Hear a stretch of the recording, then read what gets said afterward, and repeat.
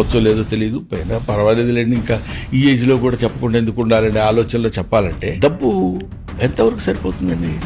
ఒకడు దేవుడి గురించి తపస్సు చేశాడు, దీర్ఘమైన తపస్సు చేసిన తర్వాత దేవుడు ప్రత్యక్షమయ్యాడు. నీకేం కావాలని అంటే, ఈ ప్రపంచం అంతా నాకు కావాలి, ఇందులో ఉన్న డబ్బంతా నాకు కావాలి, అంతటి గొప్పవాడిని అవ్వాలి. నానా ఇదందరికీ కోసం సృష్టించింది కానీ నీ ఒక్కడి కోసం నేను ఇవ్వలేనురా. నీకు అడిగావు కాబట్టి నీకు కొట్టిస్తున్నా. నువ్వు మార్నింగ్ లేచిన దగ్గర నుంచి ఈవినింగ్ వరకు నువ్వు ఎంత ప్రదేశాన్ని అయితే చుట్టొస్తావో ఆ ల్యాండ్ అంతా నీదే తీసుకోవచ్చు అనగానే వీడు ఎర్లీ మార్నింగ్ లేచి టిఫిన్ చేస్తే ఒక అరగంట లేట్ అవుతుంది మనకు.